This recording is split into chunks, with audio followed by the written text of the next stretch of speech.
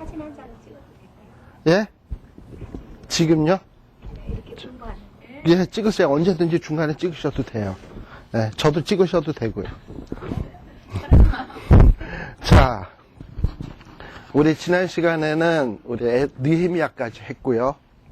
오늘은 역사서의 마지막 부분이라고 할 수 있는 에스더서를 지금 하려고 생각을 합니다. 에스더서 아마 여러분들 교재 갖고 있는 분들은 130페이지고요. 없으시면 그냥 들으시면 됩니다. 예. 이 에스더서는 언제 누가 어디서 무엇을 어떻게 왜 기록했나 이런 걸 좀 우리들이 에스더서를 공부할 때도 생각을 해야 되는데요. 이 에스더서에 나타나는 이 사건이 있잖아요. 에스더의 이야기, 뭐 죽으면 죽으리라 해가지고 민족이 살아나는 이런 이야기가 언제 발생된 사건이냐라고 얘기했을 때 우리가 이미 에스라 느헤미야서를 공부했잖아요. 근데 에스라 느헤미야서에 보면 이스라엘 백성들이 바벨론 포로로 잡혀가 있다가 3차에 걸쳐서 돌아오게 됩니다. 예. 이스라엘 백성들이 돌아오는 것도 예. 그래서 처음에는 스룹바벨, 여호수아 이런 사람들이 돌아오고요. 그래서 그런 사람들이 주축이 돼서 성전을 막 짓잖아요. 성전을 짓는 일이 생겼다가 성전 짓는 일이 중단이 되어져서 15년 동안 중단되었다가 또 다시 짓지요. 그러다가 이제 성전을 다 짓고 난 다음에 한참 세월이 지나게 됩니다. 지난 시간에 우리 느헤미야 에스라서가 하면서 그 후에 했을 때 한 60년의 세월이 지난 다음에 일이 발생된다 그랬잖아요. 그래서 에스라가 귀환하고 느헤미야가 귀환할 때까지 한 60년간의 간격이 있어요.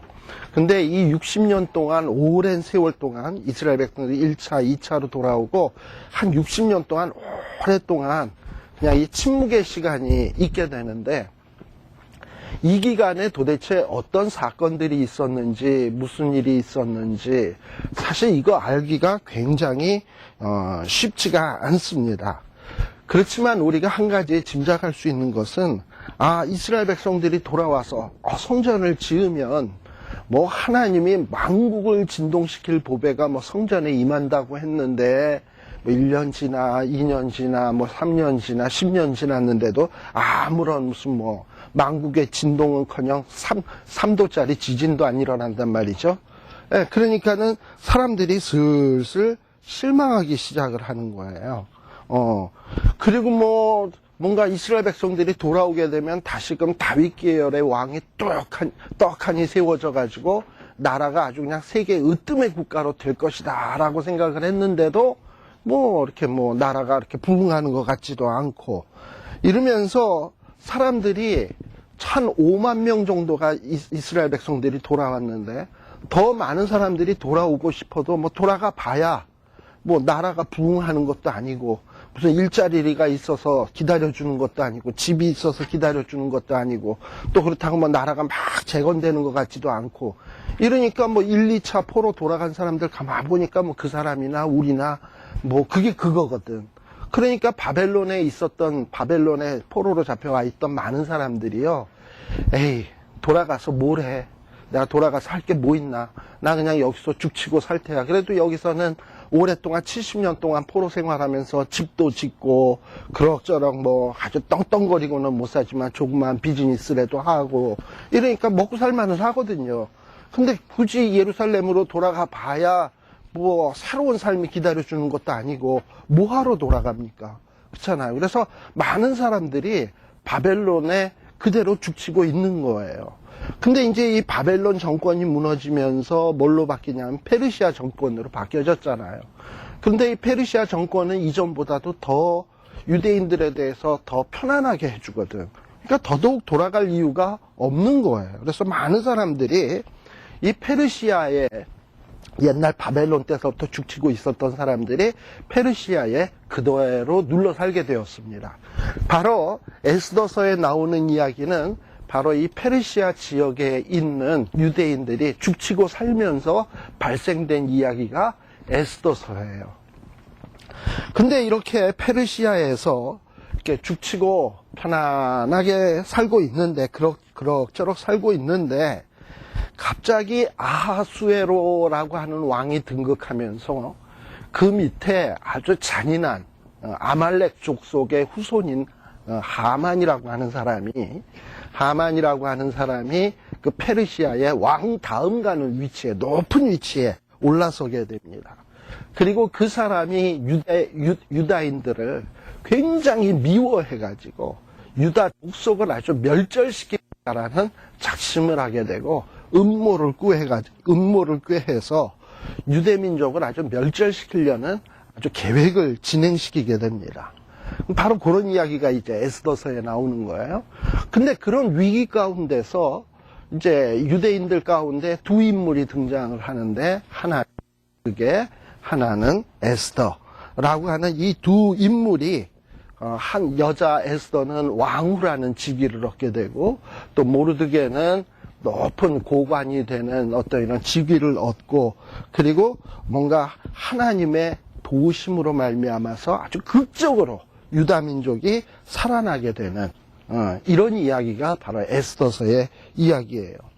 이렇게 하만이라고 하는 사람이 이스라엘 백성들을 멸절시키려고 작정을 했지만 이 두 사람의 이 노력으로 말미암아 완전히 역전이 돼가지고 오히려 이스라엘 백성들을 죽이려고 했던 사람 7만 5천명이 그냥 아주 초상을 당하게 되는 정말 역전의 드라마가 이루어지게 되는 게 바로 이 에스더서입니다. 우리 기독교에서는 에스더서가 뭐 그렇게 뭐 여러분들 출애굽기가 여러분들에게 있어서는 더 중요합니까? 에스더서가 더 중요합니까? 느낌으로 딱 왔을 때 출애굽기 이렇게 나오지 에스더서는 뭐 별로 또 에스더서가 중요할 것 같습니까? 신명기가 더 중요할 것 같습니까? 뭐 아무튼 그러다 보면 에스더서는 이 순위를 볼 때 한참 밀려요. 예. 그러니까 우리 기독교인에게 있어서 에스더서는 별로 그렇게 인기가 없는 책이에요. 그런데 유대인들에게 있어서 이 에스더서는 굉장히 중요한 책이에요. 출애굽기랑 거의 맞먹는 책이 에스더서예요. 유대인들은. 왜냐? 이스라엘 사람들의 그 역사를 가만 보면요. 이스라엘 백성들이 수없이 외국 나라에 침략이나 당했지 다윗 왕 때를 빼고서는 뭐 어떤 나라를 점령해서 싸워서 제대로 이겨본 적이 없는 나라예요. 맨날 짓밟힘이나 당했다고요. 그랬는데 에스더서는 뭐냐? 포로로 잡혀가 있는 연약한 포로 공동체가 그들을 죽이려고 했던 이 아말렉 족속을 그냥 완전히 역전을 해가지고 그들을 멸절시킨 이야기거든요. 아주 대승을 한 얘기란 말이죠. 그건 마치 이스라엘 백성들이 애굽의 포로로 있다가 애굽에서 하나님이 함께 하심으로 말미암아 막 10가지 재앙 홍해가 갈라져 이룩선 출애굽을 했잖아요. 그리고 애굽의 그 홍해에서는 쫓아오던 애굽 군대가 막 멸절을 당했잖아요. 그거 못지않게 아주 극적인 드라마거든요. 에스더서가. 그렇기 때문에 유대인들에게 있어서 이 에스더서는 아주 중요한 책으로 생각을 해요. 근데 그럼에도 불구하고 우리 기독교에서는 이 에스더서를 별로 이렇게 중요하게 생각지 않는 경향이 참 많이 있습니다. 근데 그렇게 되게 된 이유 중에 몇 가지 이유가 있는데 이 쿰란 공동체라는 말을 여러분들 들어보셨나 몰라. 세례 요한이 광야에서 메뚜기와 석청을 먹고 지냈다 그랬잖아요. 그 이스라엘 예루살렘을 벗어나서 유대의 광야로 가면 거기가 사막이에요. 사막이라서 근데 사막인데 이렇게 모래 사막이 아니라 우리가 여기서 라스베가스 가다 보면 산도 있고 이렇지만 뭐 나무도 있고 이렇게 모래바닥은 아니지만 황량한 그런 사막 있잖아요. 그런 사막이 유대 광야예요. 그래서 산 같은 데는 막 군데군데 동굴도 있고 그냥 뭐 이렇게 덤불나무도 있고 그런 데가 유대 광야예요. 근데 그런 유대 광야에 그 이스라엘 사람들 가운데 그 쿰란 공동체라고 하는 사람들이 있어요. 그러니까 쉽게 얘기하면 수도승 같은 사람들이야. 하나님을 믿는 유대인들인데 이 사람들은 하나님과 더 가까워지고 싶어서 금식하고 기도하고 성경 보고 이게 그냥 짭이야. 동굴 안에서. 완전히 무슨 스님들, 수도승처럼 지내는 사람들이에요. 근데 이 사람들이 이런 동굴 같은 데서 지내면서 어떻게 보내냐. 기도하다가 기도만 또 계속 할 수는 없잖아. 성경 보잖아요. 근데 뭐 성경책이 지금처럼 많은 게 아니니까 이 사람들이 시간 남을 때는 성경을 베껴요. 그래서 성경을, 원본 성경을 갖다가 이렇게 사본으로 베끼는 일들을 하는데, 그걸 보통 뭐라 그러냐면 쿰란 사본이라고 얘기를 합니다. 구약 성경은 쿰란 사본, 필사본, 필사본인데, 웬만한 구약 성경들은 다 쿰란 공동체 사람들이 이 사본으로 다 만들어 놨어요. 근데 이 쿰란 공동체에서 만들지 않은 사본이 있는데, 그게 에스더서야. 에스더서는 필사를 안 했어. 그러니까는 우리 기독교 입장에서 보면 왜 이 쿰란 공동체 사람들이 에스더서는 카피를 안 했지? 아니면 우리가 못 발견한 건가? 아니면은 쿰란 공동체 사람들이 에스더서를 중요하게 생각지 않았나? 뭐 이런 생각을 할 수 있잖아요. 그러니까 야, 쿰란 공동체도 베끼지 않은 성경이 무슨 성경인가? 좀 이런 생각을 좀 기독교인들이 갖고 있고요. 그래서 기독교에서는 이 에스더서를 별로 이렇게 중요하게 생각을 하지 않아요. 그리고 신약 성경 가운데 웬만한 구약 성경들은 다 신약 성경에서 인용이 있어요. 사도들이 인용을 했거나 제자들이 인용을 했거나 예수님이 인용을 했거나 사도 바울이 인용을 했거나 구약 성경들을 인용을 하거든요. 근데 신약 성경에 보면 에스더서를 인용한 거는 없어요. 에스더서에서 에스더가 말하지 않았느냐, 죽으면 죽으리라. 이러고선 얘기한 적이 없단 말이죠. 신약성경에 보면. 그래서 에스더서에 대해서 신약성경에서 인용도 안 했고, 또 특히 예수님의 제자들이 떠나간 다음에, 그 다음에 어거스틴이나 이런 사람들을 교부들이라 그러잖아요. 이 교부들도 많은 책들을 썼는데, 에스더서에 대해서는 별로 쓴 게 없어요. 근데 이 에스더서가 언제적서부터 좀 등장되기 시작하냐면은 한 주후 AD 831년, 그러니까는 초대교회 시대로부터 한 800년 지나서부터 비로소 에스더서에 대한 주석도 나오기 시작하고 그러기 시작을 했어요. 그래서 에스더서가 별로 그렇게 중요한 책으로 여겨지지를 않았습니다. 근데 이렇게 에스더서가 이렇게 별로 중요하게 여겨지지 않았던 이유 중에 가장 결정적인 것은 에스더서에는 무슨 이런 말이 없어. 하나님이 가라사대, 여호와께서 말씀하시되 하면서 뭔가 하나님이 등장하는 것이 하나도 없어, 에스더서에는. 그러니까 하나님이 말씀한 적도 없고 하나님이 등장하는 적도 없고 하나님에 대한 얘기가 하나도 없어. 그냥 사람들의 얘기야. 에스더, 모르드게, 아하수에로, 하만 이런 사람들의 이야기지 전혀 무슨 하나님에 대한 언급이, 하나님이라는 단어조차 안 나와. 내가 죽으면 죽으리라, 이제부터 하나님께 금식하겠나이다 하고서 누구께 금식하겠다라고 하면 하나님이라는 말이 나와야 되잖아요. 그런 말도 안 나와. 그냥 금식하겠노라는 말은 나오는데 누구를 향해서 금식할 건지 이런 말들도 하나님이라는 말이 안 나와요, 도대체. 그냥 소설책 같아, 어떻게 보면. 예. 자, 반면에 페르시아 왕, 아하수에로 왕, 우리가 보통 크세스라고 하는 왕이 아하수에로 왕이에요. 영어 성경에 보면 크세스라고 돼 있어요. 그런데 이 아하수에로 왕에 대해서는 190번이나 등장을 해요. 에스더서 안에서만. 예. 참, 이렇게 성경책에 하나님이 안 나오는데 무슨 성경책에 가치가 있나? 이런 생각이 든다, 이 말이죠. 그 다음에 또 에스더서 안에는 말이죠. 예를 들면 이런 것도 없어. 율법을 잘 지켜야 된다. 율법대로 살아야 된다. 하면서 율법에 대한 언급이 있냐? 그런 언급도 없어. 또 언약을 우리가 기억하면서 살아야 된다.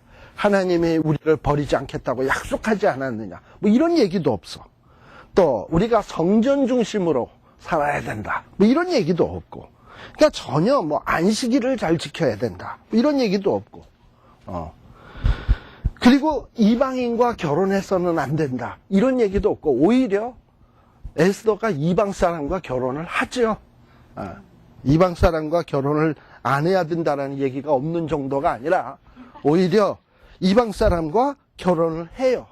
그것도 이방 사람과 결혼을 하는데 유대인이라는 신분이 발각될까봐 신분을 감추고 결혼을 해요.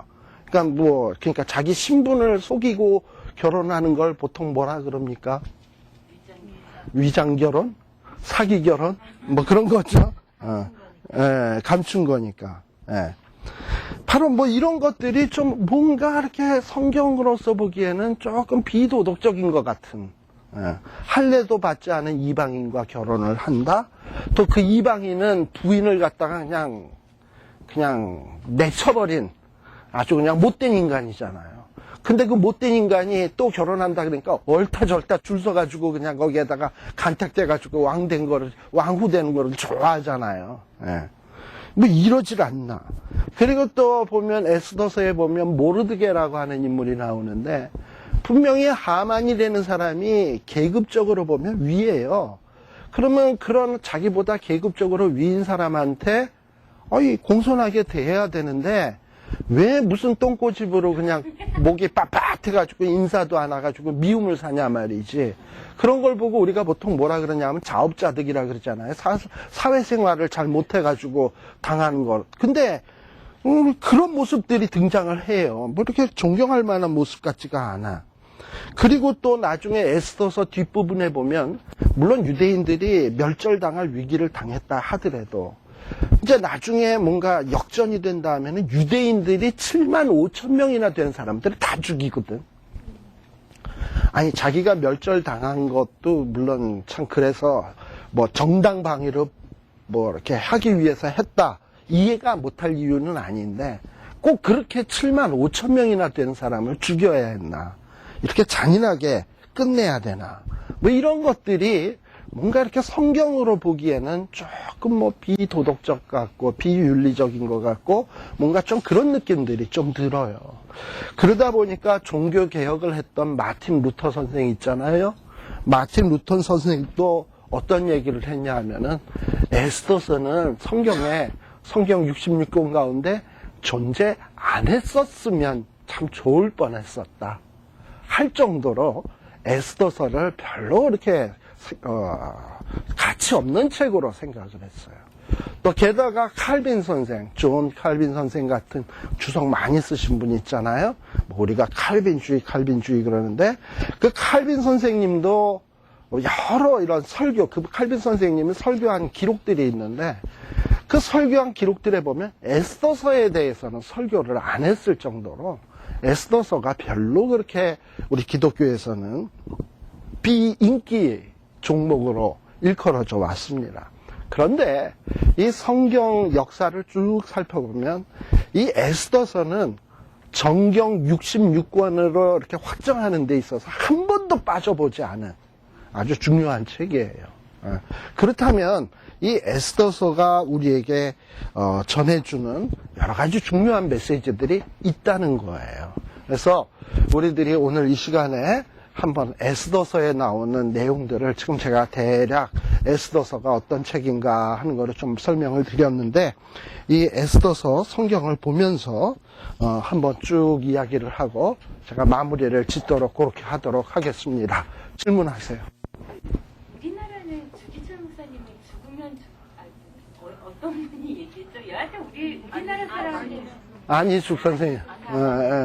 여기 그 침례교회 한인 침례교회 아마 아직 살아 계신가요? 아, 돌아가셨죠? 그렇게 벌써 그렇게 됐나요? 예. 우리나라 사람들은 되게 좋아해요. 원래 우리 죽으면 죽으리라 하는 게 어디서 나온 사상이냐? 물론 에스더부터 운동했죠. 우리 한국에서 저희 아들 녀석이 이순신 장군 알죠? 이순신 장군을 뭐라 그러냐면 이쑤시개 장군이래. 이순신 장군 하는데 이 이순신은 뭔지 모르겠으니까 이자 순자니까 이쑤시개 장군 뭐 이러고 얘기를 했었는데 이순신 장군이 그런 얘기 했잖아요. 필사즉생. 죽고자 하면 살 것이요. 살고자 하면 죽으리라. 그러니까 죽으면 죽으리라지 뭐, 그 얘기가. 그러니까 뭐 그런 데서 연유가 됐는지 한국 사람들이 참, 그런 게 좀 있어요. 그죠? 죽기를 각오하고 막 덤비는. 그래서 오늘도 제가 월드컵 축구를 이렇게 가만히 좀 봤는데, 오늘 보니까 독일하고 아르헨티나 했는데, 아르헨티나가 4대 0으로 졌습니다. 독일한테요. 예. 근데 참 아르헨티나가 지는 모습이 우리 한국하고 좀 비슷하다는 생각이 들었어요. 너무 처음에 쉽게 골을 먹어버리니까 이게 좀 자기네들이 당황하기 시작을 하고, 그리고 빨리 넣어야 되겠다라는 강박관념 때문에 공격으로 나가다 보니까 갑자기 수비가 뚫리니까 독일은 역습을 참 잘하거든요. 틈만 났다 그러면 쏜살같이 들어와서 넣는 팀이니까 그냥 휙 들어와서 휙 넣고, 걔네는 역습했다 그러면 무조건 골이야. 근데 아르헨티나는 가서 넣으려고 해도 못 넣고. 그러니까 마치 우리가 한국이 아르헨티나 했을 때 4대1로 졌잖아요. 그 생각이 들더라고요. 예. 지나놓고 나니까 우리도 가입 못한 거 아니야? 그래서 제가 오늘 이렇게 걔네들 하는 거 이렇게 보면서, 야, 우리나라 애들이 나와서 진짜 필사즉생, 죽으면 죽으리라, 이런 마음으로 했다면은 충분히 승산이 있었을 건데, 이러면서 아쉬움이 남더라고요. 애쓰더서입니다. 자, 애쓰더서를, 그래서 우리가 애쓰더서는 어떻게 보면 이야기입니다. 그냥 참 무슨 옛날 이야기 같은 이야기예요. 근데 이 이야기지만 이런 이야기를 하는 데는 뭔가 의미가 있어요. 이솝 이야기 같은 데도 보면 아주 이야기잖아요. 아주 평범한 이야기. 뭐 예를 들면 어떤 개 한 마리가 입에다가 스테이크 고기를 물고 갔다 찰랑찰랑 가다가 엿몇을 발견했는데 어떤 놈이 또 물고 있으니까 그놈 게 더 맛있어 보였어. 남의 떡이 더 커 보이고 남의 스테이크가 더 커 보이니까 내놔 하고 멍멍 짖다가 똘롱 다 떨어뜨렸다. 끝. 뭐 얘기는 그런 얘기예요. 뭐 전혀 거기에 무슨 이 이야기의 교훈은 1번 어떤 뜻이다, 2번 어떤 뜻이다, 3번 어떤 뜻이다, 이렇게 설명해 준 게 없어요. 그냥 단순한 이야기예요. 근데 그 이야기를 갖다가 읽고 난 다음에 사람들이 이렇게 생각을 하다 보면, 욕심내면 안 되겠구나. 내 거를 소중히 여길 줄 알아야지. 그저 남의 거 탐내다가 내 것마저 빼앗기는구나. 스스로 어떤 교훈을 터득하는 것처럼 애쓰더서도 이야기처럼 읽지만 자꾸 생각을 하다 보면, 하나님의 사람이란 이런 거로구나. 이렇게 살아야 되겠구나. 하나님의 사람의 운명은 이런 것이로구나. 하나님은 이렇게 역사하시는구나. 하는 거를 이 이야기 속에서 여러분들이 끄집어낼 수 있어야 돼요. 아셨죠? 자, 그래서 이 에스더서를 이제 1장을 펴놓고 제가 저랑 같이 한번 이렇게 쓱 보면서 이야기를 해봅시다. 자, 에스더서에 나오는 내용은 이야기입니다. 그래서 1장 1절에 나오는 첫마디, 이 일은 마치 이제 페르시아의 아하수에로 왕이 다스리던 때 발생된 일에 대한 이야기예요. 근데 이 일은 아하수에로 왕 때 되어진 일이라 했습니다. 근데 이 아하수에로 왕이 얼마나 대단한 왕이냐, 그리고 아하수에로 왕은 어떤 왕이냐. 여러분들, 이 페르시아의 첫 번째 이제 왕이 된 사람은 누구냐면 고레스라고 하는 왕이에요. 고레스라고 하는 왕이 된 다음에, 그 고레스가 죽고 난 다음엔 그 아들 캄비세스가 왕 노릇을 좀 하다가, 그 이후에 다리오가 좀 왕 노릇을 하다가, 그 다음에 아하수에로라고 하는 이 왕이 왕 노릇을 했고, 그 다음에 느헤미야서에 나오는 왕은 아닥사스다라고 하는 왕이었어요. 그러니까는 우리가 잘 성경에 에스라 느헤미야서에는 다리오 왕하고 아닥사스다 왕은 나오는데 아하수에로는 안 나오거든요. 바로 다리오와 아닥사스다 사이에 있었던 아하수에로라고 하는 왕 때 되어진 일입니다. 제가 그래서 아까 60년의 공백이 있다 그랬잖아요. 바로 이 아하수에로 왕 때인데요. 이 아하수에로 왕 때 나라가 굉장히, 페르시아 나라가 굉장히 부흥을 했어요. 나라가 아주 굉장히 강력해졌어요. 어느 정도로 강력을 했냐 하면은 1장 1절에 보면 인도로 구스까지. 여러분들, 그 세계 지도를 보면 구스는 어디에 있는 나라냐 하면 이집트 바로 밑에 있는 나라예요. 그러니까 아프리카예요. 네, 아프리카고, 인도는 어디입니까? 여기 봐봐. 자, 구스는 여기 이집트 밑에고요. 인도는 여기예요. 그러니까 여기 있는 모든 땅을 지금 누가 다스리고 있는 거냐 하면은 이 아하수에로가 다스리고 있는 거예요. 얼마 전에 여기 미국에서 했던 영화 300이라고 하는 영화 보셨어요? 300이라는 영화, 그러니까 300라고 스파르타 사람들이 페르시아 나라에게 멸망하는 이야기예요. 멸망하는 이야기인데, 그 스파르타라는 얘기는 여러분들 참 많이 들어보셨잖아. 스파르타가 뭐냐면 용맹한 군인들의 이야기 아닙니까? 그리스에 뭐 아테네, 스파르타, 뭐 고린도, 뭐 여러 도시들이 있는데, 그 중에서 스파르타 사람들은 어릴 때서부터 교육을 남다르게 강하게 시켜가지고 뭐 엄격한 교육, 강한 교육하면 스파르타식 교육, 뭐 스파르타식 훈련, 이래가지고 스파르타의 군인은 거의 세계의 최강의 군인들입니다. 그런데 그 그리스의 그 스파르타의 그 나라는 어떤 나라도 점령을 못했었는데, 이 아하수에로라고 하는 왕이 그 스파르타까지 점령했을 만큼, 그리고 그 지역이 아프리카에서부터 시작을 해서 어디까지 점령을 했냐면 인도까지 점령을 했으니까, 이 페르시아가 점령한 이 지역이라고 하는 것은 보통 나라가 아닌 거예요. 세계 최강인 거예요.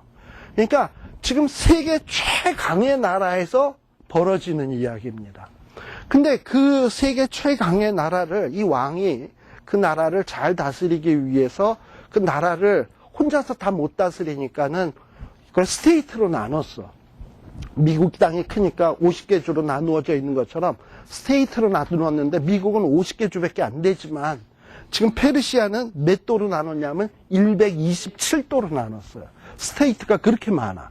그리고 그 각 도에는 총독들을 보내가지고 통치하는 그런 시스템을 만들어 놓은 겁니다. 자, 그러니까 이게 이 페르시아 나라가 보통 나라가 아니구나 라는 것을 생각을 하셔야 돼. 자, 그리고 그 나라가 얼마나 크고 대단했냐 하면, 나라가 이렇게 부흥하고 발전하니까 맨날 파티고 잔치야. 그래가지고 이 3절서부터 보면은 위에 있은 지 3년에 모든 방백, 신복들을 다 불러서 잔치를 합니다. 그래가지고 각 도의 주지사들, 뭐 방백들 다 모인 거야. 근데 모였을 때 그 잔치도 뭘 나타내는 거냐면, 왕이 내가 이렇게 훌륭하다 라는 거를 드러내기 위해서 잔치를 보통 잔치로 하질 않아요. 4절에 보시게 되면 잔치를 며칠 동안에 180일이면 1년이 며칠입니까? 360일이면 거의 반년 동안을 잔치만 하는 거야. 반년을. 그래가지고 반년 동안 잔치를 하면서 나라의 영화가 얼마나 대단한가, 부함이 얼마나 대단한가, 위엄이 얼마나 대단한가, 이거 그냥 드러내는 축제를 하는 거예요. 예. 자, 근데 이 축제에 나오는 모습만 보더라도 우리가 감이 좀 와요. 여기 보면은 뭐 또 이 날이 다음에 180일이 다하니까 또 그 뒤풀이 잔치를 또 해, 또 7일 동안 또 뒤풀이 잔치를 또 베푸는데, 이 뒤풀이 잔치도 보통이 아니라 6절에 보면 잔치하는데 그 인테리어도 하잖아요. 우리가 결혼식 때도 인테리어 하는데, 여기에 보면 인테리어를 하는데 백색, 녹색, 청색, 뭐 휘장을 쫙 만들고요. 대리석 기둥, 은고리, 뭐 금, 은, 걸상, 화반석. 그냥 이게 말이 지금 이렇게 나오는 거지, 해놓은 거를 상상을 한번 해보세요. 얼마나 화려할 것인가. 또 사람들이 마시는 잔은 보통 잔이 아니라 7절에 보면 무슨 잔? 금잔. 근데 금잔도 보통 금잔이 아니고 잔의 식양이 각기 달라. 그러니까 우리가 잔 같은 데 보면 이렇게 그 무늬 같은 거 새겨 놓잖아요. 근데 무늬 같은 게 싸구려 잔들은 무늬가 다 똑같잖아. 그렇잖아요. 그냥 찍어내는 거잖아. 근데 이거는 손으로 수공하는 거기 때문에 잔마다 모양이 다 달라. 그러니까 이게 사람들 마시는 잔들이 다 그 정도니까 어느 정도겠습니까? 먹는 거에 대해서도 8절에 이렇게 얘기해. 마시는 것도 규모가 있어. 뭐 이러고서 7절에 보면 7절 끝에 뭐 왕의 풍부한 대로 어주가 뭐가 없으면 unlimited, 무한 리필이야. 그렇잖아요. 무한 리필이잖아요. 얼마든지 그냥 갖다 먹는 거잖아. 뭐 이렇게 하는 잔치를 한 거예요. 이건 이제 왕의 잔치고, 또 한편 9절에 보면 왕후, 와스디라고 하는 왕후도 또 여자들끼리 모아가지고 또 잔치를 또 해. 그러니까 진짜 뭐 이 페르시아 나라가 얼마나 대단했나 하는 것을 우리들이 알 수 있습니다. 근데 문제가 발생됐어요. 11절에 보면 왕이 잔치를 하다 보니까 이제 막 마시고 이러다 보니까 흥이 좀 나가지고 부인을 좀 자랑하고 싶은 거예요. 자기 부인을. 부인 자랑하면 뭐라고요? 팔불출이라고요. 그래가지고 부인을 자기 모인 사람들한테 좀 자랑하고 싶은 거야. 근데요, 여기 뭐라고 얘기하고 있냐면은 와스디라고 하는 부인을 부르는데 어떻게 오라 그랬냐면 왕후의 면류관을 정지하고 왕의 앞으로 나오게 했다라고 돼 있잖아요. 이 얘기를 여러분들이 잘 들어야 돼. 이 왕관이죠. 왕후가 쓰는 관이죠. 그거를 정지하고 나오라는 거예요. 근데 여러분들이 아시다시피 이 와스디가 이 말을 듣습니까? 안 듣죠? 뭐 안 들을 이유가 뭐가 있을까요? 뭐 왕관 쓰고 나오라는데 얼마나 영광스러워.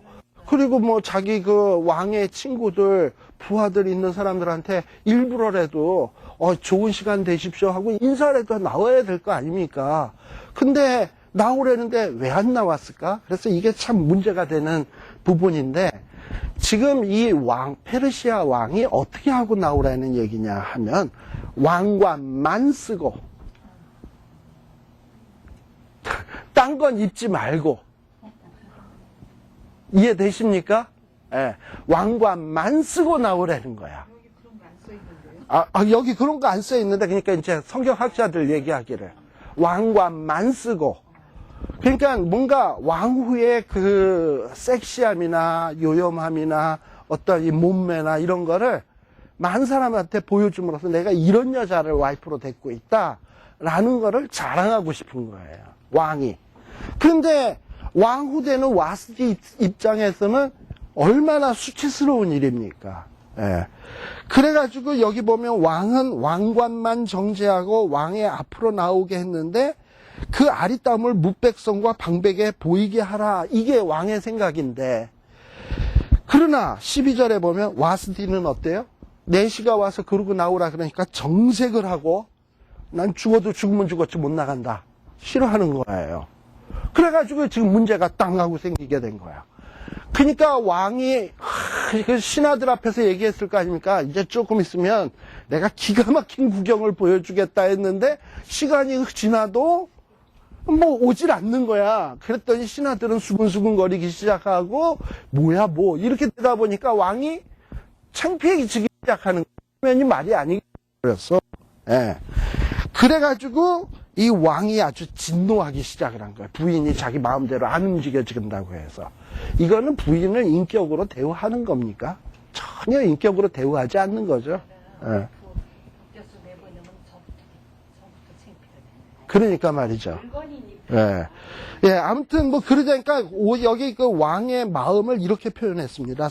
성경에는 왕이 진노하여 중심이 불붙듯 하더라. 그러니까 자기 와이프가 말 안 듣는 걸 보면서 씩씩거리기 시작을 한 거예요. 예. 자, 그러다 보니까 이 왕이 화가 나가지고 자기 그 신하들이 있어요. 신하들, 아마 내시들이나 뭐 여러 이제 참모들이겠죠. 그 신하들에게 14절에 보게 되면 뭐 여러 사람들의 이름들이 나오는데 그 신하들에게 물어보는 거예요. 15절. 뭐라고 물어봤냐면 이렇게 부인이, 특히 이 왕의 부인이 말을 안 들을 때는 어떻게 처리해야 되냐?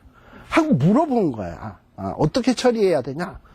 그랬더니 16절에 보면 그 참모 가운데 무무간이라고 하는 한 사람이 대답하기를, 그 왕후께서 잘못한 겁니다. 이거 그냥 넘어가면 안 됩니다. 이게 전례가 됩니다. 그러니까 완전히 본보기를 삼아서 벌을 해야 됩니다. 그래서 일벌백계로 다스려야 됩니다. 하고 얘기를 하는 거예요. 17절에 보면 특별히 보니까 16절에 보면 뭐라고 얘기하냐면은 왕후 와스디가 왕에게만 잘못할 뿐 아니라 아하수 아이러 왕의 각도 방백과 뭇백성에게도 잘못하였나이다. 전하 딸랑딸랑 뭐 이러고 얘기하는 거죠. 예. 그리고 또 뭐라고 얘기하냐면 이렇게 왕이 명령을 했는데도 왕비가 말을 안 들었다 하는 이런 소문이 127도의 소문이 쫙 나버리면 127도에 사는 여자들이 남자 알기를 못같이 여길 거니까 이런 일은 당장에 막아야 됩니다 하고 얘기를 하는 거예요. 자, 그랬더니 이 왕이 그 얘기를 듣고서는 그거 참 괜찮은 생각이다 이런 생각을 해가지고 뭐라고 조서를 내리냐 하면은 22절 다 같이 읽습니다. 시작. 각도 각 백성의 문자와 방언대로 모든 조에 조서를 내려 이르기를 남편으로 그 집을 주관하게 하고 자기 민족의 방언대로 말하게 하라 하였더라. 그러니까 남편이 그 집을 주관하라. 이 얘기는 뭐냐면 모두 다 남편의 말을 순종해야 된다 하고 그냥 법으로 만들어버린 거야. 근데 이게 참 아이러니하지 않습니까? 지도 지 부인 하나를 제대로 못하면서 무슨 자기 백성들에게 명을 내려서 남편으로 집을 주관하게 하라 이럴 수가 있습니까? 왕이라는 작자가 지도 못하는 주제에. 이걸 뭐라 그러죠? 수신제가 치국평천이라 그러잖아. 지가 수신제가 아니 수신제가 수신, 자기도 잘 못 다스린 거죠. 술 먹고선 정신이 해롱해롱 해가지고 부인 옷 뺏겨서 나오게 할 정도로 했다면 그게 무슨 수신을 한 사람이야. 제가 마누라도 제대로 못하고 엉망진창인 사람이 무슨 나라를 다스려요. 또 거기에다 법까지 만들어가지고 지금 내보내냐 말이죠. 이게 세상이에요. 이게. 자, 그러니까는 지금 에스더서의 배경은 어떤 거냐면 겉보기에는 굉장히 화려합니다. 170 어마어마한 땅에 어마어마한 잔치에 어마어마한 왕들의 이야기예요. 화려하고 아주 그냥 찬란하고 뭐 그래요. 그렇지만 속 안에는 정신 상태는 속빈강정이에요. 그게 뭐냐 하면 세상이에요. 근데 겉보기에는 굉장히 강력해 보고 세 보여요. 예. 자, 그런 게 지금 이 페르시아입니다. 근데 그 페르시아를 우리가 지금 뭘로 생각할 수 있냐 하면 이 세상으로 생각을 해보시라고. 이 세상은 어마어마합니다. 지금 뭐 과학이나 뭐 이런 문화나 이런 거 보면 얼마나 화려하고 번쩍번쩍하고 대단합니까? 예. 우리가 그런 데서 살아요. 예. 그리고 그런 거에 비하면 참 우리는 초라한 것 같아요. 예.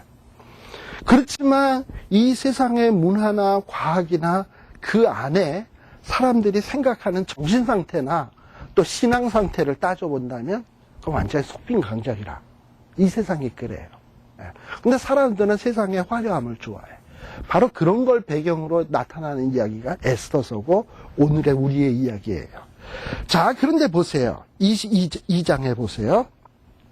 자, 이렇게 법으로 딱 반포하고 나니까 아하수에로 왕이 노가 이제 그쳐졌어요. 이제 법으로 딱 반포가 되니까. 근데 이 바보 같은 왕이 말이죠. 어떠냐?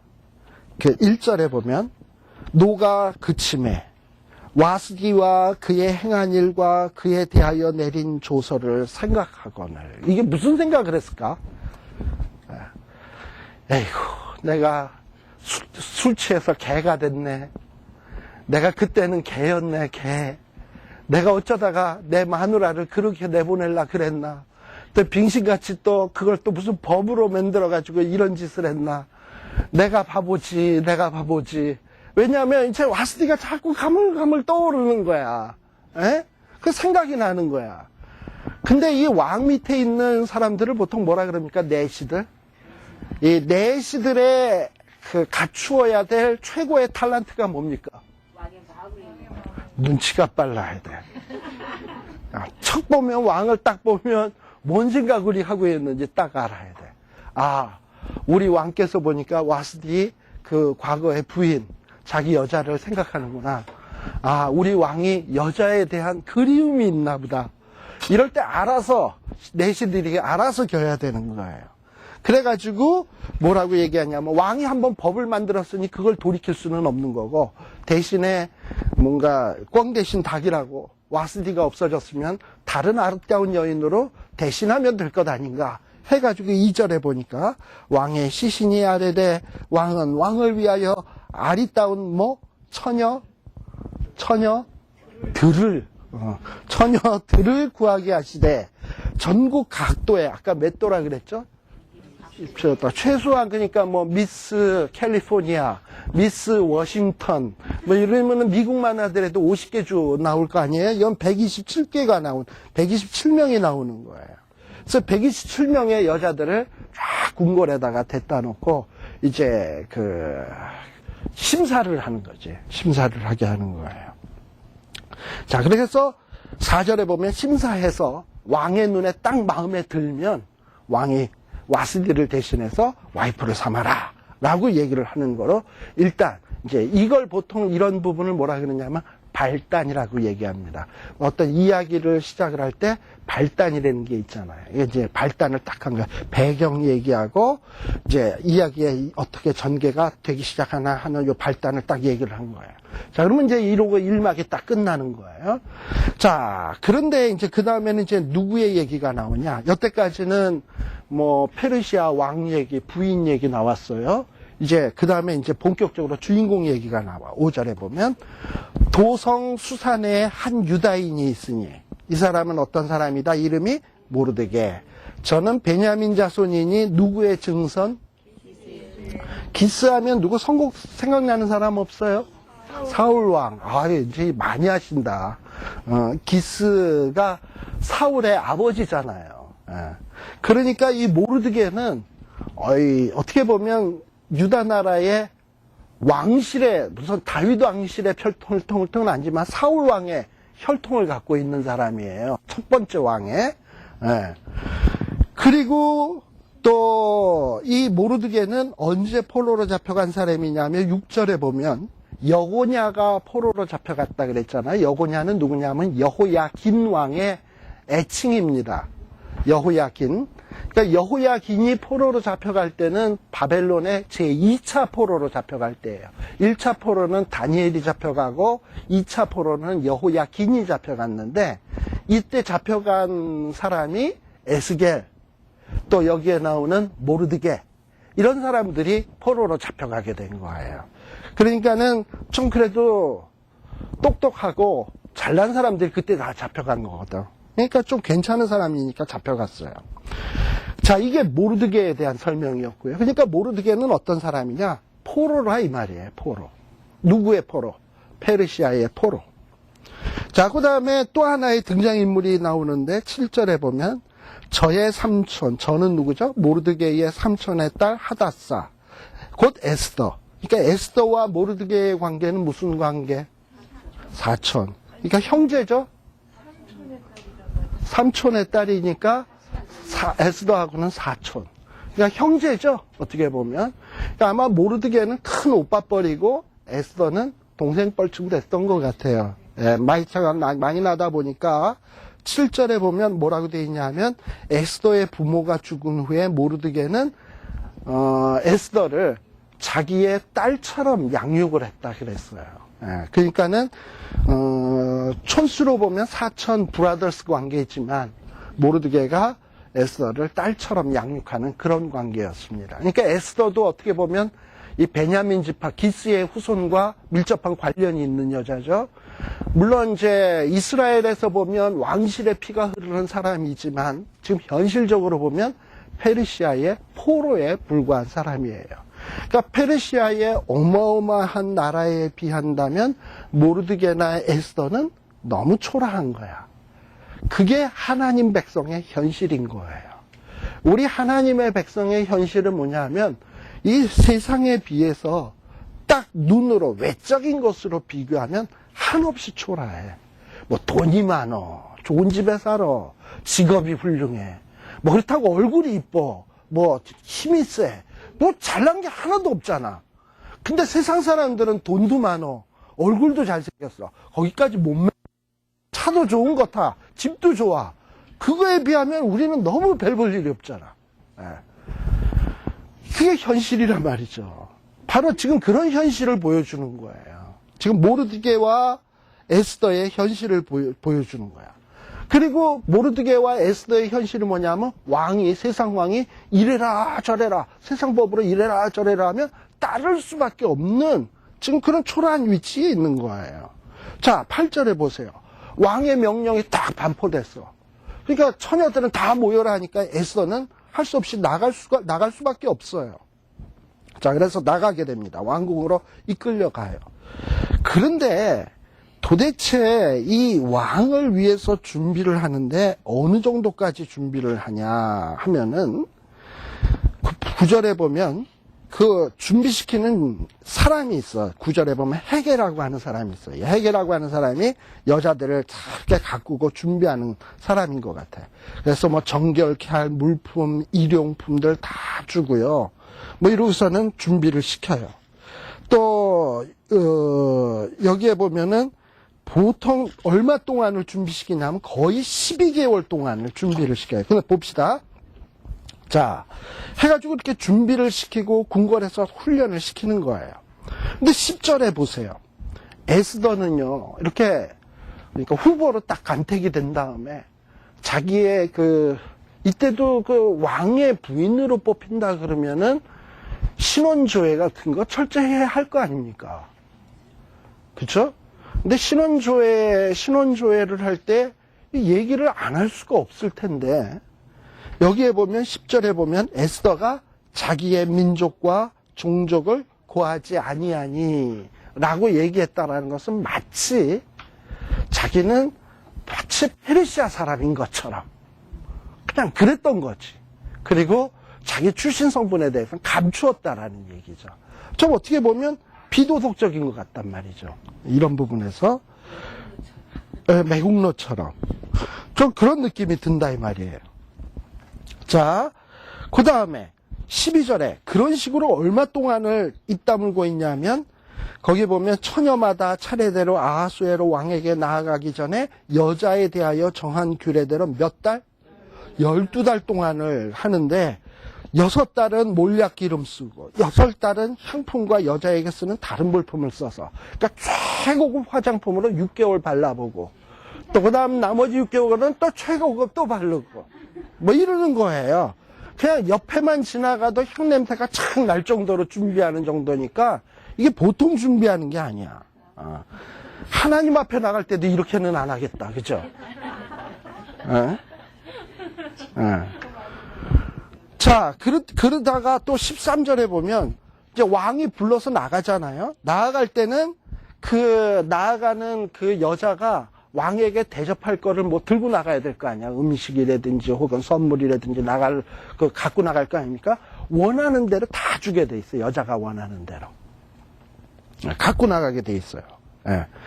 자, 그리고 나갔다가 왕이 딱 마음에 들면 좋은데 퇴짜 맞고 이제 돌아와서 왕이 다시 부르지 않으면 그거를 땡인 거야. 예. 그러니까 12개월 동안 얼마나 정말 자기를 가꾸고 단장해야 되겠습니까? 그죠? 예. 근데요, 암만 여자가 가꾸고 단장한다고 그 남자의 눈에 딱 드는 거 아닙니다. 예. 성경에 보면 하나님이 뭐 해주신 것? 짝 지어주신 것. 그러니까 짝이 지어진다는 것은 누가 지어야 되냐 하면 하나님이 짝을 지어줘야 되는 거지 절대 인간이 자기를 가꾸고 뭐 고치고 실리콘 집어넣고 까집었고 꿰매고 뭐 이런다고 해서 이게 뭐 이런다고 해서 이게 되는 게 아니거든. 예. 진짜 그렇게 해서 되는 게 아니라 하나님이 짝 지어줘야 되는 거예요. 내가 조금 이따 또 얘기할게요. 자, 그러다가 여기에 보세요. 15절에 보면 드디어 때가 됐어요. 에스더가 나가는 사람이 된 거야. 근데 에스더는 나아갈 때 모든 거 다 갖고 나갈 수 있다 그랬잖아요. 그런데 에스더는 헤게에 정한 것, 그러니까 여자들을 관리하는 사람이 요 정도만 갖고 나가면 돼 하는 딱 필요한 것만 들고 나갔지 그 이상의 것 들고 나가지 않았다는 거야. 딴 여자들은 왕의 마음을 살려고 그냥 바리바리 사갖고 뭐 다 해갖고 다 했을 거 아니에요. 그런다고 마음에 드는 게 아닌 거야. 헤게가 딱 정해준 거 요것만 갖고 나가. 그러니까 남에 비해서는 굉장히 초라했을 거예요. 에스더가 들고 나간 건. 예. 자, 그런데 16절에 보니까 드디어 에스더가 이끌려서 왕궁에 들어가서 왕의 앞에 탁 나가니까 17절 다 같이 시작. 왕이 모든 여자보다 에스더를 더욱 사랑하므로 저가 모든 처녀보다 왕의 앞에 더욱 은총을 얻은지라. 왕이 그 머리에 면류관을 씌우고 와스디를 대신하여 왕을 삼은 후에, 이렇게 되어 있습니다. 자, 우리가 에스더서에는 하나님은 안 나와요. 그러나 여기 보면 왕이 모든 여자보다 에스더를 더욱 사랑하게 된 데는 누가 역사한 거냐? 하나님이 어떻게 역사를 했냐? 아하수에로 왕의 눈에 콩깍지를 갖다가 딱 껴준 거야. 그러면 이렇게 되는 거예요. 제가 아는 분이 하나 있는데요. 아주 여잔데 키도 작고요. 제가 아는 목사님의 사모님이에요. 근데 이제 제가 간증을 들은 거예요. 아주 키도 작고 얼굴도 어떻게 보면은 저는 그냥 그렇게 생각이 돼요. 우리 어렸을 때 보면 못난이 삼형제 그 목각 인형 3개 있는 것 중에 어느 하나같이 생겼어요. 키도 작고 그렇게 작아. 키도 얼마나 작은지 몰라. 그런데 저분이 시집갈 수 있을까? 저는 옛날에 좀 그런 생각을 했었거든요. 근데 시집을 갔더라고. 그랬는데 이제 그 남편이 목사님이야. 근데 목사님을 딱 보면 목사님은 생기게 그래도 뭐 괜찮아. 그런데 그 목사님이 결혼한 얘기를 해주더라고. 자기가 무슨 선교회에서 지금 그 사모님을 만났대나? 그랬는데 그 사모님이 문을 탁 열고 들어오는데 갑자기 모든 동작이 다 슬로우 비디오로 보이고 그 다음에 빛이 나더래. 여자 이런 거 있잖아요. 머리를 촥 하면 머리가 촥 슬로우 비디오로 돌아가는 거. 그런 거 있잖아요. 그 다음에 빛이 번쩍번쩍 이렇게 나는 거. 자기는 그런 게 상상 속에만 있는 줄 알았는데 자기의 지금 현재 부인을 만났을 때 딱 봤을 때 그 모습이 보이더라는 거야. 어떻게 그랬을까? 하나님이 그 콩깍지를 씌워주니까 그렇게 된 거지. 여러분들 생각해 보세요. 인도에서부터 애굽 밑에 구스까지니까 애굽에는 클레오파트라 같은 여자도 있었을 거고, 인도에 보면 또 이런 거 하는 여자들도 있었을 거고, 별의별 여자들이 다 많았을 거 아닙니까? 가진 미인 여자들 다 있는 데서 하필 유대나라 제일 조그만 나라에서 잡혀온 어떤 이 에스더에게 필이 딱 꽂히는 이유가 어디 있냐고. 그것도 남들은 정한 대로가 아니라 무한대로 갖고 나갈 수 있는데 헤게가 정한 대로만 딱 들고 나갔는데 이 일이 성사가 됐다? 이게 우연이냐 말이죠. 아시겠습니까? 지금 에스더서는요, 하나님의 이야기를 감추고 있지만 하나님의 이야기가 없는 게 아니에요. 아하수에로 왕이 완전히 필이 딱 꽂힌 거예요. 그래가지고 에스더를 더욱 모든 여자보다 더 사랑을 해서 이러니 어떻게 하겠어. 왕으로 삼는 수밖에, 와스디를 대신해서. 그래서 에스더가 왕이 된 거예요. 자, 그런데요. 자, 19절에 보니까 한편 에스더는 이렇게 해서 높은 위치에 올라갔고 모르드게라고 하는 사람이 대궐문에 앉아 있는 거야. 대궐문 앞에 앉아 있는데 아마도 와스디가 폐비라 그러죠. 이거 보통 폐비되었는 거잖아요. 이전 중전이 폐비된 거잖아. 이 폐비가 되었으니 그 중전을 따르던 무리들이 있을 거 아닙니까? 근데 이 중전 따르던 무리들이 아하수에로 왕이 얼마나 괘씸하겠어. 중전이 잘못해서 쫓겨난 것도 아니고 왕관만 쓰고 나오라 그런 거 거부했다고 왕위에서 쫓아냈으니 저게 무슨 왕이야. 저런 왕은 끄집어 내버려야지. 이런 생각이 누구든지 들었을 거 아닙니까? 그래가지고 어떤 신복들이요. 아하수에로의 신하들이 21절. 모르드게가 대궐문에 앉았을 때 문지킨 왕의 넷이 빅단과 데레스의 2사람이 아하수에로 왕을 원하나여 모살하려 하거늘. 22절 모르드게가 알고. 자, 이 얘기는 무슨 얘기냐면 모르드게가 궁궐문에 이렇게 앉아 있는데 대문이 아마 닫혀 있겠지. 그러니까 대문 요쪽에 모르드게는 앉아 있고 대문은 닫혀 있으니까 이쪽에는 내시들이 모여서 수덕수덕 이러고 얘기를 하는 거예요. 근데 하필 모르드게는 문 닫혀 있는 이쪽에서 이렇게 있는데 얘기하는 소리를 듣고 있는 거야. 근데 얘기하는 사람들은 모르드게가 들을 거라는 거는 생각도 못 하고 있는 거지. 그러니까 무슨 드라마 같은 거 보면 그런 거 많이 나오잖아. 우연찮게 거기 딱 있어가지고 못 들을 얘기, 중요한 얘기를 딱 듣는 장면들. 그런 식으로 모르드게가 들은 거예요. 생각해 보세요. 해필 그 타임에, 그 장소에, 그 사람들이 얘기하는 그 얘기를 어떻게 이렇게 딱 들을 수가 있어? 하나님이 하시는 일이에요. 예. 그리고 우리가 드라마 같은 데 보면 또 이런 거 있어. 안 될 사람은요, 지하철에서 동시에 내려와. 계단을 내려오는데 한쪽은 건너편으로 걸어가고 한쪽은 이쪽 편으로 걸어가.